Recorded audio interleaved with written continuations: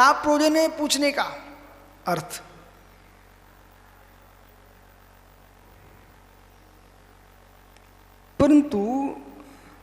परंतु हार्दिक, वो विशाल भैया है क्या यहाँ पर? परंतु जितने ब्रह्मचारी हैं, सबसे मेरा कहना है, पंचाशिका तुम छोड़े ना, जीवन में बहुत बड़ी भूल कर रहे हो। आज जैसे कातंत्र व्याकरण की कक्षा चली, उसमें कितनी गूढ़ता तुमने सुनी। ये क्लास चल रही है, इसकी गूढ़ता समझिए। और ये भी सत्य है, पुस्तकों के पढ़ने से ज्ञान होता है, तो विद्यालयों की आवश्यकता क्या? शास्त्रों पढ़ने तुम ज्ञानी बन जाओगे तो गुरु की आवश्यकता क्या? प्रवचन पढ़ने के लिए प्रवचन सुनना चाहिए, प्रवचन करने के लिए प्रवचन सुनना चाहिए, और प्रवचनमय होने के लिए भी प्रवचन सुनना चाहिए। प्रवचन बसलत के लिए भी प्रवचन सुनना चाहिए। 16 कण भावना है, तीर्थंकर बनने के लिए भी प्रवचन सुनना चाहिए, भगवान बनने के लिए प्रवचन सुनना चाहिए। प्रवचन का नाश करने के लिए प्रवचन नहीं सुनना चाहिए। कुछ बेटा, चारों अनुयोग जैन आगम है, तो चारों अनुयोग जैन आगम हैं, अपनी जीभ पर किसी भी अनुयोग के प्रति अनुत्साह की रेखा नहीं आना चाहिए। जितनी उमंग सिद्धांत पर है, उतनी उमंग द्रव्यानुयोग पर हो, उतनी उमंग आपको चरणानुयोग पर हो, उतनी उमंग आपको प्रथमानुयोग पर भी होना चाहिए। ऐसा नहीं कि प्रथमानुयोग में कथा कहानी है, मेरा मन नहीं लगता, उसमें भी मन लगाना पड़ेगा। मैंने तो चारों अनुयोगों को द्रव्यानुयोग में देखा है। सिद्ध कर दोगे ना लव? अब भी आपको यही तो सिखाया, चारों अनुयोग द्रव्यानुयोग में हैं।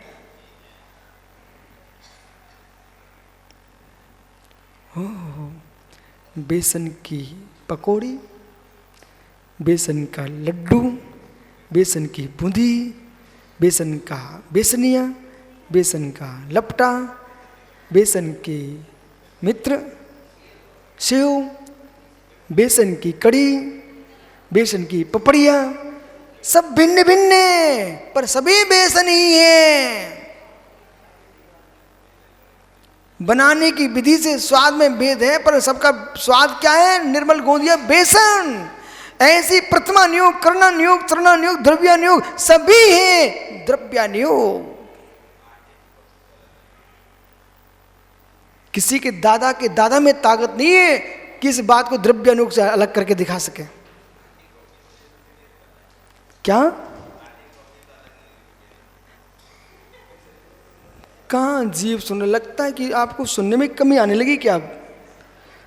मैंने कहा पपड़िया बेसन की, मैंने ये कहाँ आटे वाली पपड़िया? इसलिए चने की नहीं और कोई नहीं। चलिए आप अभी समय देखो, आप आटे और पपड़िया मत जाओ, विषय वस्तु समझो। ये तो ऊर्ध्वम, इसलिए पूरी विषय वस्तु को जान करके राजू पांड्या मित्र अब समझ में आ रहा होगा जरूर।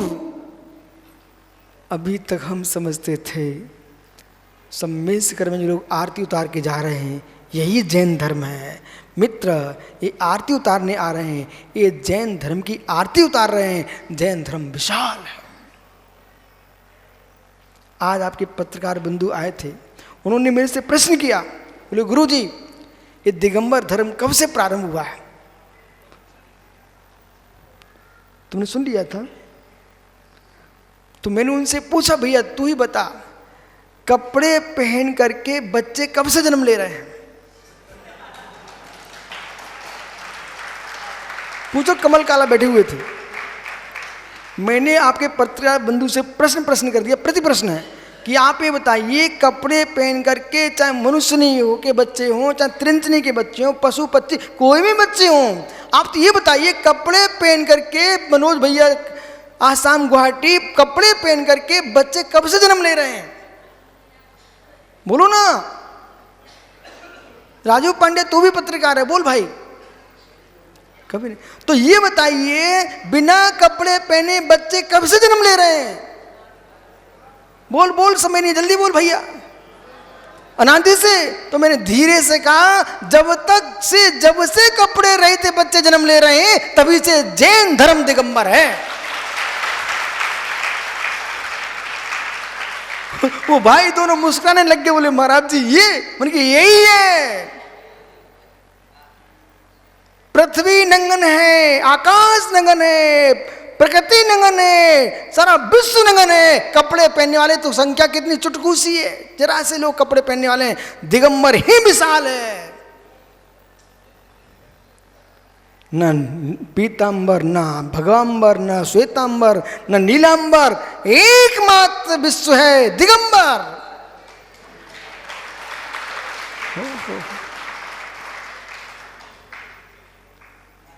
इसलिए क्या बोलते हो? इसको बोलने के लिए स्वच्छ भोजन, स्वच्छ बुद्धि, स्वच्छ वायु, स्वच्छ जीवन, स्वच्छ विशुद्धि चाहिए, तब स्वच्छ बोल पाओगे। दिगंबर बुद्धि चाहिए बेटे यशोधर सागर जी, दिगंबर बुद्धि चाहिए, तब तुम दिगंबरत्व की सिद्धि कर पाओगे। जिसकी बुद्धि में राग देश के कपड़े पहने हुए, जिसकी बुद्धि विषय के साथ टेंशन, दुनिया के तनाव के कपड़े लिपटे जिसकी बुद्धि पर, वो बुद्धि सत्यार्थ व्याख्या नहीं कर पाएगी। बुद्धि भी दिगंबर चाहिए। हा दिगंबर बुद्धि, दिगंबर बुद्धि चाहिए, तभी आप विश्व में प्रकृति के धर्म की व्याख्या कर पाएंगे। बिराजो भैया, समझो कुछ। नाना विचित्र भावों के वस्त्रों से व्यक्ति तत्व की रूप बेटा नहीं कर पाएगा। दिगंबर बुद्धि चाहिए। इत ऊर्ध्वम। सुनिए अब,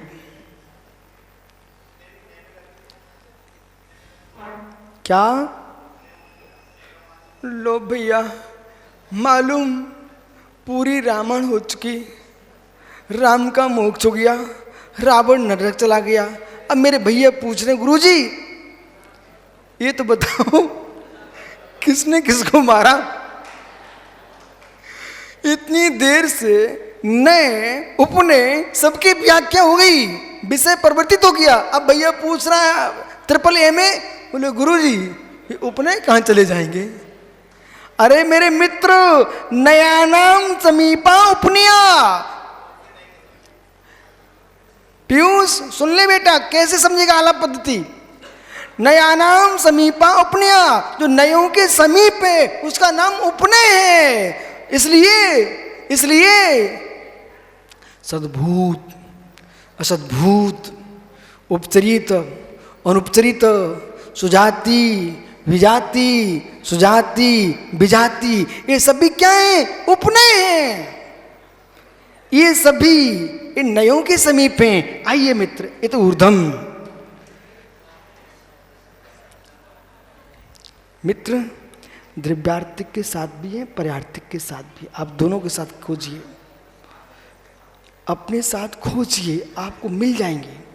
मोक्ष प्राप्ति पुरुषरम, मोक्ष की प्राप्ति को आगे निश्चय व्यवहार मोक्ष मार्ग अवधाने, निश्चय व्यवहार मोक्ष मार्ग अवधान में व्याख्यान चूलिका रूप में तृतीय महाधिकारे, चूलिका रूप में तृतीय महाधिकार में जीव सहनानम, जीव का इत्यादि विंशति गाथा भवंती, इस अधिकार में 20 गाथा होंगी। तत्र विंशति गाथासु मध्य, उन 20 गाथाओं के मध्य में केवल ज्ञान दर्शन स्वभाव, केवल ज्ञान स्वभाव शुद्ध जीव स्वरूप कथने न, शुद्ध जीव कथने अपेक्षा से जीव स्वभाव नियत चरित्रम, जीव का स्वभाव नियत चरित्र मोक्ष मार्ग कथने, मोक्ष कथन से शाहवो नाणु इत्यादि प्रथम इसलिए सूत्र में एकम एक गाथा सूत्र ये प्रस्तावना चल रही है, विकल्प नहीं करना। तदनंतरम शुद्ध आत्माश्रित सुसमयो, शुद्ध आत्मा के आश्रित जो है वो सुसमय है। और मिथ्यादि रागादि भाव परमाश्रित परस्मया, मिथ्यादि रागादि से युक्त है ये तीन सागरी उसमें आत्मा परस्मयी, और स्व शुद्धात्मा के नजदीक स्वात्मा है वो सुसमय। इति प्रतिपादन रूपेण जीव सावरियदो, जीव स्वभाव नियत है इत्यादि सूत्र में कम एक गाथा सूत्र कहेंगे आगे।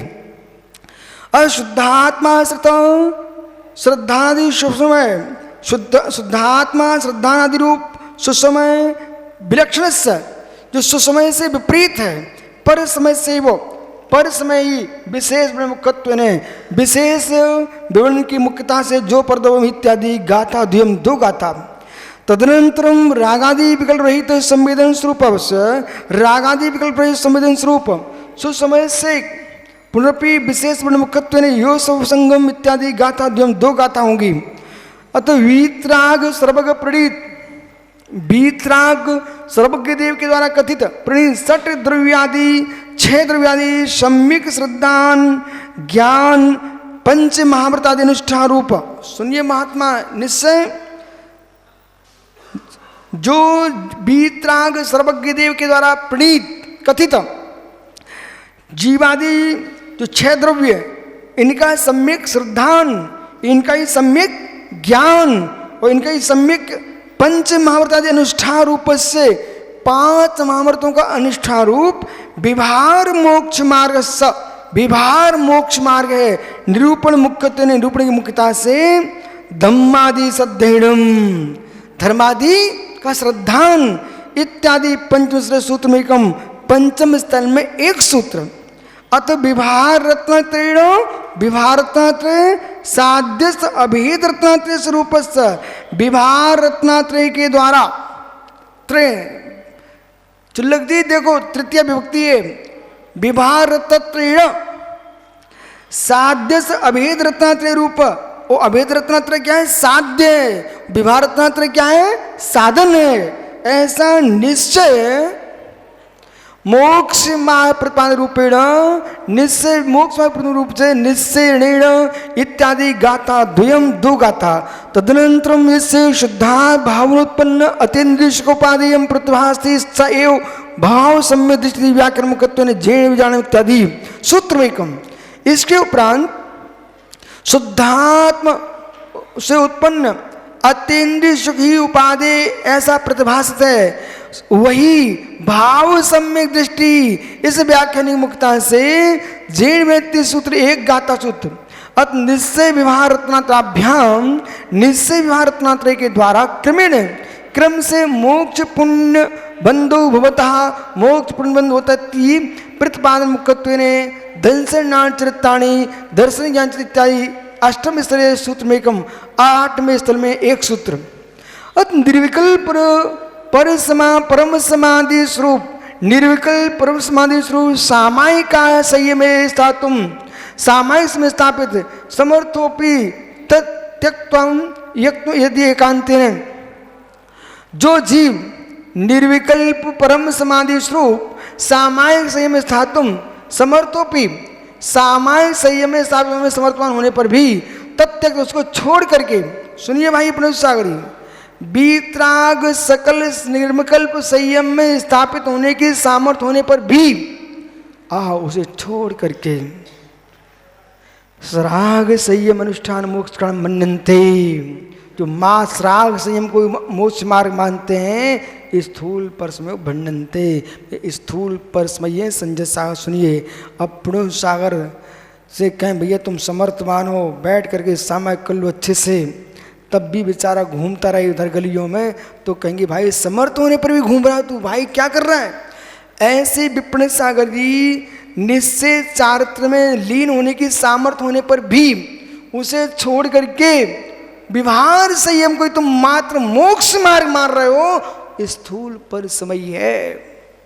कम आगम परिज्ञान सहित, आगम के ज्ञान से होने पर भी तद भाव युक्त उसे होने पर यद्यपि तत्काले पुण्याश्र प्रणाम ने मोक्षो नास्ति, पुण्याश्रव कारण से मोक्ष नहीं है। बहुत अच्छी बात लिख रहे हैं।